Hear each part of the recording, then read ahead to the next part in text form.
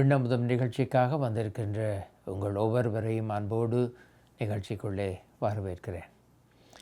நீதிமொழிகள் 19வது அதிகாரம் 21வது வசனம்.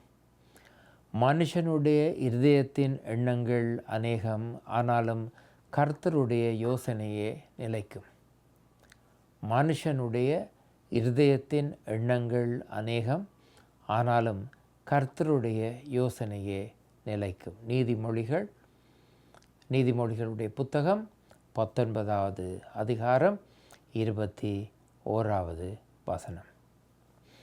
நாம் எல்லோருடைய வாழ்க்கையிலும் நாங்கள் வாழ்க்கையை எப்படி வாழ வேண்டும் என்பதற்காக திட்டங்கள் வகுக்கிறோம். இப்போது நாங்கள் வாழ்கிற இந்த உலகத்தை எடுத்து பார்த்தால், நாங்கள் செய்கின்ற எல்லா காரியங்களுக்கும் நாங்கள் திட்டம் அல்லது ஒரு பிளான், என்ன பிளான் என்று பேசுகிற நேரம் ஆட்களை பார்த்து நாங்கள் கேட்போம், என்ன திட்டம் நீங்கள் வைத்திருக்கிறீர்கள்? அது என்னுடைய படிப்பாக இருக்கலாம், என்னுடைய வேலையாக இருக்கலாம், எதுவாக இருக்கலாம். வாழ்க்கையிலே ஒரு திட்டத்தை போட்டு அந்த திட்டத்தின் அடிப்படையிலே தான் பல காரியங்களை செய்கிறோம். நாங்கள் எங்கள் எல்லோருடைய வாழ்க்கையும், இதை பார்க்கின்ற நம் எல்லோருடைய வாழ்க்கையை எடுத்து பார்த்தாலும், நாங்கள் சிறு பிள்ளைகளாக ஒரு வீட்டிலே ஒரு பெற்றோருக்கு பிள்ளைகளாக வாழுகிற நேரம் இதை நாங்கள் ஆழமாக யோசித்திருக்க மாட்டோம். என்றால் எங்களுக்குரிய தீர்மானங்களை எங்களுடைய பெற்றோர்கள் தான் பல நேரங்களிலே செய்தார்கள். அது நாங்கள் என்ன சாப்பிட வேண்டும் என்பதாக இருக்கட்டும், நான் என்ன உடை உடுத்த வேண்டும் என்பதாக இருக்கட்டும், நான் எந்த பாடசாலையிலே படிக்க வேண்டும் என்பதாக இருக்கட்டும், இவை எல்லாவற்றையும் நாங்கள் எங்கு போக வேண்டும், எங்கு வர வேண்டும், எல்லாவற்றையும் எங்களுடைய பெற்றோர்கள் தான் பல நேரங்களிலே எங்களுக்காக தீர்மானம் எடுத்தார்கள். எங்களுக்கு எந்த கவலையும் கிடையாது. நாங்கள் வீட்டிற்கு வரலாம், சாப்பிடலாம், விளையாட போகலாம், பாடசாலைக்கு போக வேண்டிய நேரத்தில் போகலாம். அப்படித்தான் நாங்கள் வளர்ந்திருப்போம். அது எப்பொழுதும் தொடர்ந்து இருக்காது. ஒருவேளை இலங்கையில் இருந்தால் அட்வான்ஸ் லெவல் என்று சொல்லுவோம், அல்லது இந்தியாவிலிருந்து வந்திருந்தால் +2 என்று சொல்லுவோம், இங்கே என்றால் ஹை ஸ்கூல் என்று சொல்லுவோம். அந்த ஹை ஸ்கூல் அல்லது +2 அல்லது அட்வான்ஸ் லெவல் அப்படி வருகிற நேரத்திலே பலர் நம்மை பார்த்து கேட்பார்கள், தம்பி நீர் இனி என்ன செய்ய போகிறீர்? இனி என்ன படிக்க போகிறீர்? நீர் யூனிவர்சிட்டி போக போகிறீரோ அல்லது வேறு ஏதாவது கோர்ஸ் செய்ய போகிறீரோ? இது பொதுவாக எல்லாரையும் பார்த்து கேட்பார்கள். எங்களுக்கு அது திட்டம் இருக்கிறதோ இல்லையோ அவர்களுக்கு தெரியாது. ஆனால் பேச்சு வாக்கிலே பேசுகிற நேரத்தில் இதை கேட்கின்ற ஒரு பொதுவான கேள்வி. இங்கு இருக்கின்ற வாலிப பிள்ளைகள் பலரை நான் சந்தித்திருக்கிறேன். அவர்களும் எங்களைப் போலத்தானே எந்த விதமான பொறுப்புகளும் இல்லாமல் பாடசாலைக்கு போவது, வருவது, விளையாடுவது, டிவியிலே நிகழ்ச்சிகளை பார்ப்பது, ஒருவேளை ஃபோனிலே வைத்து கேமை விளையாடுவது என்று இருப்பார்கள். அதனால் ஏதோ ஒரு நேரத்திலே ஹைஸ்கூலுக்கு வந்ததும், நீர் இப்போ என்ன கிளாஸ் என்று கேட்டுவிட்டு ஹை ஸ்கூல் என்று சொன்னால், அப்போ நீர் யூனிவர்சிட்டியில் என்ன படிக்கப் போகிறீர் என்று அடுத்ததாக கேட்பார்கள். ஒருவேளை அந்த பிள்ளை யோசித்திருக்கிறதோ யோசிக்கவில்லையோ என்று அவர்களுக்கு தெரியாது. ஆனால் கேட்கின்ற பொதுவான கேள்வி. இப்படி கேட்டு கேட்டு ஹைஸ்கூல் வருகிற நேரம் அந்த பிள்ளை ஏதோ ஒரு நேரத்திலே ஒரு தீர்மானத்தை எடுக்க வேண்டும். நான் இனி என்ன செய்ய போகிறேன்? யூனிவர்சிட்டி அல்லது பல்கலைக்கழகம் என்று சொன்னால் அதிலே நூற்றுக்கணக்கான வித்தியாசமான படிப்புகள் இருக்கும். எத்தனையோ டிகிரி, எத்தனையோ பட்ட படிப்புகள் இருக்கும்.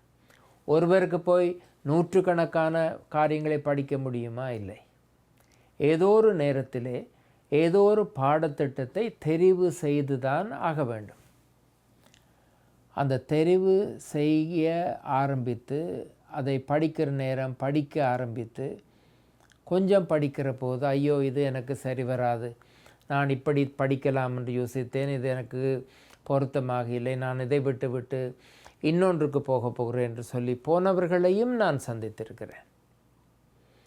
அல்லது அந்த டிகிரி என்று சொல்லி படிக்க போகிறார்களே, ஒரு பட்ட படிப்பு என்று அதை படித்து விட்டு இந்த பட்ட படிப்பை படித்தால் இப்படி ஒரு வேலை கிடைக்கும் என்று சொன்னார்கள், அப்படி ஒரு வேலை கிடைக்கும் என்று சொன்னார்கள், அது எதுவுமே கிடைக்கவில்லை, நான் இப்படி ஒரு வித்தியாசமான வேலையை செய்து கொண்டிருக்கிறேனே என்று சொன்னவர்களையும் நான் சந்தித்திருக்கிறேன்.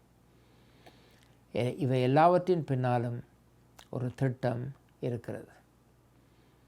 ஒருவேளை யூனிவர்சிட்டிக்கு போனால், பல்கலைக்கழகம் போனால், ஒரு குறிப்பிட்ட காலத்திலே கொடுக்கப்பட்ட பாடங்களை படித்து முடித்து பாஸ் பண்ணி பட்டப்படிப்பை எடுக்கலாம். எடுத்த பின்பு மகன் இப்போ படிச்சுட்டு வந்து என்ன வேலை செய்ய போகிறார், மகள் படிச்சுட்டு வந்து இனி என்ன வேலை செய்ய போகிறார் என்று பார்த்து கேட்பார்கள். அப்போ பெற்றோருக்கு ஒரு அழுத்தம் கொடுக்கப்படுவதோடு கூட அங்கே இருக்கின்ற அந்த பிள்ளைக்கும் ஒரு அழுத்தம். நீ வாழ்க்கையில் என்ன திட்டம் வைத்திருக்கிற, என்ன பிளான்? ஆகவே இப்படி ஆரம்பிக்கிற நம்முடைய வாழ்க்கையிலே நாங்கள் எப்பொழுதும் வாழ்க்கையிலே திட்டம் போட பழகி கொள்கிறோம். நாங்கள் ஏதோ ஒரு இடத்திலே ஒரு தொழிற்சாலையிலோ ஒரு தொழில் துறையிலோ வேலைக்கு போனால் அதில் ஒரு திட்டம் ஒன்று இருக்குது. நாங்கள் ஒரு குடும்பத்தை நடத்தினால் அதிலே ஒரு திட்டம் ஒன்று இருக்குது. ஆகவே நாங்கள் வாழ்க்கையில் செய்கிற எல்லாவற்றிற்கும் நீங்கள் சுகத்தோடு இருக்க வேண்டுமாக இருந்தால் நீங்கள் ஒவ்வொரு நாளும் நடக்க போங்கள் என்று வைத்தியர் நம்மை பார்த்து சொல்லுவார். நடக்கப் போவது ஒரு திட்டம் தானே. நடப்பது என்பது வாழ்க்கையிலே நாங்கள் ஒரு வேலையை செய்வதற்காக செய்வது கிடையாது. சில நேரங்களிலே நாங்கள் வேலை செய்கிற போது நடப்பது ஒரு வேலையாக இருக்கலாம். ஆனால் அப்படி இல்லாதவர்கள், எப்பொழுதும் கணனியின் முன்னே கம்ப்யூட்டர் முன்னே இருந்து வேலை செய்கிறவர்களுக்கு நான் இன்றைக்கு அரை மணி நேரம் 3/4 மணி நேரம் நடக்கப் போகிறேன் என்றது வாழ்க்கை, அந்த நாளின் முழு வாழ்க்கையிலே நாங்கள் செய்கிற வேலைகளிலே போடப்படுகிற ஒரு திட்டம். அது நான் அப்படி திட்டங்களை போட்டு பழகி நான் பல நேரங்களில் நினைக்கிறேன், நான் வாழ்க்கையிலே போடுகின்ற திட்டங்கள் எல்லாவற்றையும் என்னால் வெற்றியாக செய்து கொள்ள முடியும். நான் போடுகின்ற திட்டங்கள் சரியாக வர வேண்டும் என்று எப்படித்தான் முயற்சி எடுத்தாலும் சில நேரங்களிலே அந்த திட்டங்கள் சரியாக வருவது இல்லை.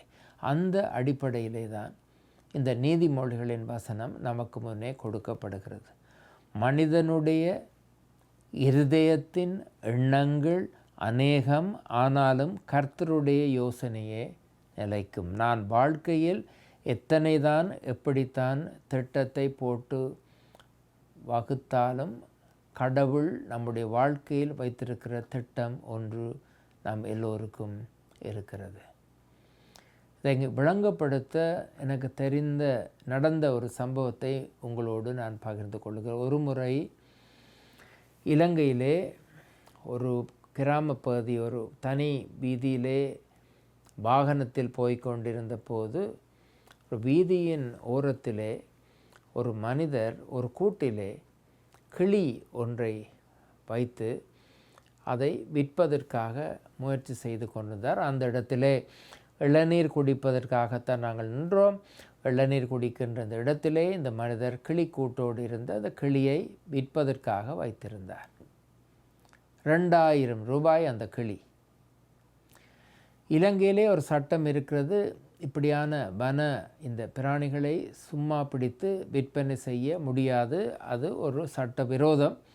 அதனால் அந்த மனிதர் மிகவும் ஒரு ஏழையான ஒரு மனிதர், அவருக்கு எங்கேயோ ஒரு இடத்திலே கிளியை பிடித்திருக்கிறார், அதை விற்கப் போகிறார். விற்றால் என்ன, அவருக்கு சாப்பாட்டுக்கு பணம் கிடைக்கும். அந்த மனிதரிடத்திலே போய் இலங்கையின் சட்டத்திட்டத்தை பற்றியோ அவர் செய்வது சட்டவிரோதமான செயல் என்றோ அவருக்கு சொல்வதனாலே எந்த பிரயோசனமும் இல்லை. ஆகவே அவருக்கு எனக்கு தெரிந்த வகையிலே நான் யோசித்தேன், அப்பாவியாக பறந்து திரிந்த ஒரு கிளியை பிடித்து யாரோ கொண்டு போய் கூட்டிலே அடைத்து வைக்க போகிறார்களே, இது ஒரு தேவையில்லாத விஷயம். இந்த மனிதருக்கு பணம் தேவை. என்னை பொறுத்தவரையிலே இந்த கிளி இப்படி வைத்திருப்பது சரியில்லை போல தெரிந்தது. ஆகவே நான் அவருக்கு, நான் உனக்கு 2000 ரூபாய் தருகிறேன், அதை நான் வாங்குகிறேன் என்று சொல்லி அவருக்கு 2000 ரூபாய் கொடுத்து அவர் வைத்திருந்த அந்த கூட்டோடு அந்த கிளியை வாங்கி அந்த கிளியை, அந்த மூடியை திறந்து கிளியை போவதற்கு வெளியே பறக்க விட்டேன். அந்த மனிதர் யோசித்திருப்பார், இந்த மனிதனுக்கு மூளை சரியில்லை, 2000 ரூபாய் கொடுத்து கிளியை வாங்கி கூட்டை திறந்து விடுகிறார் என்று ஒருவேளை யோசித்திருக்கலாம். என்னை பொறுத்தவரையிலே கிளிக்கு விடுதலை கொடுக்கிறேன் என்பது தான் என்னுடைய திட்டமாக இருந்தது. அந்த கிளி கீழே இருந்து மேலே தனியாக பறந்து போகிற போது எங்கேயோ இருந்து வந்த ஒரு பறந்து போகிற கிளியை அப்படியே பிடித்து தன்னுடைய காலிலே கொண்டு போய் விட்டது. அத்தோடு அந்த கிளியின் வாழ்க்கை முடிவுக்கு வந்திருக்கும் என்பது எனக்கு தெரியும். என்னுடைய மனதிலே அந்த கிளிக்கு நான் விடுதலை கொடுக்கிறேன் என்பது தான் என்னுடைய மனதிலே இருந்த எண்ணம். எனக்கு அந்த பருந்து வரப்போகிறதென்றோ, பருந்து என்று எங்கோ ஒரு தூரத்திலே தன்னுடைய உணவுக்காக தூரத்திலே பறந்து கொண்டிருக்கிறதென்றோ எனக்கு எதுவும் தெரியாது. ஒருவேளை இந்த கிளிக்கு சிந்திக்கின்ற ஒரு சிந்தனை இருந்திருந்தால் அந்த கிளி யோசித்திருக்கும், இன்று எனக்கு ஒரு கூட்டிலே என்னுடைய வாழ்வு முழுவதும் அடைப்பட்டு இருப்பதிலும் பார்க்க எனக்கு விடுதலை கிடைக்கிறதே என்ற சந்தோஷத்தோடு அந்த கிளி பறந்திருக்கவும் கூடும். ஆனால் அந்த கிளியினுடைய வாழ்க்கை எனக்கு 2000 ரூபாய் இல்லாமல் போனது. அந்த கிளிக்கு நான் என்ன இவ்வளவுதான் நல்ல சிந்தனை இருந்திருந்தாலும் அந்த கிளியினுடைய வாழ்க்கை அந்த நேரத்திலே முடிவுக்கு வந்தது.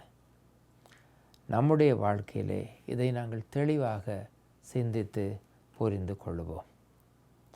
வாழ்க்கையில் நல்ல காரியங்களை நாங்கள் செய்கிற போது, திட்டங்களை வகுக்கின்ற போது, அந்த திட்டங்கள் கடவுளால் ஏற்றுக்கொள்ளப்படுகின்ற திட்டங்களா என்பதையும் நாம் சிந்தித்து பார்ப்போம். நானாக யோசித்து, நானாக தீர்மானம் செய்து, கடவுளின் சித்தம் என்ன என்பதை தெரியாமல் நடைமுறைப்படுத்துகின்ற காரியங்களை நான் செய்கிறேனா? நான் எடுக்கின்ற தீர்மானங்கள், என்னுடைய வாழ்க்கையிலே நடைமுறைப்படுத்துகின்ற தீர்மானங்கள் எல்லாம் கடவுளுடைய திட்டத்திற்கும் அமைந்து இருக்கிறதா என்பதை சிந்தித்து பார்த்து நம்முடைய வாழ்க்கையை முன்னே எடுத்து போக ஆண்டவர் தாமே நமக்கு உதவி செய்வாராக. ஆமென்.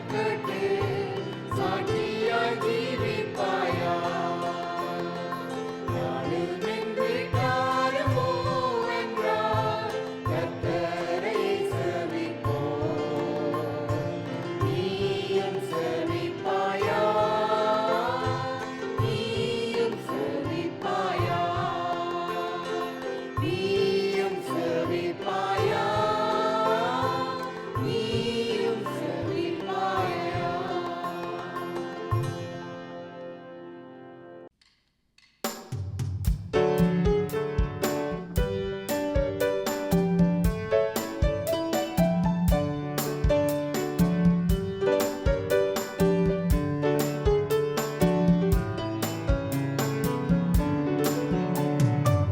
காக்கும் கரங்கள் உண்டெனக்கு காத்திடுவார் கிருபையாலே. காக்கும் கரங்கள் உண்டெனக்கு காத்திடுவார் கிருபையாலே. அல்லேலூயா பாடி பாடி மலைகளை நான் காண்பிடுவேன். அல்லேலூயா பாடி பாடி மலைகளை நான் காண்பிடுவேன். நம்பி வா இயேசுவை, நம்பி வா இயேசுவை, நம்பி வா இயேசுவை, நம்பி வா இயேசுவை. நிந்தனைகள் போராட்டம் வந்து நீங்கின்றவன் தாங்கினாரே. நிந்தனைகள் போராட்டம் வந்து நீங்கின்றவன் தாங்கினாரே. நேசக்கோடி என்று பறக்க நேசருக்காய் ஜீவித்திடுவேன். நேசக்கோடி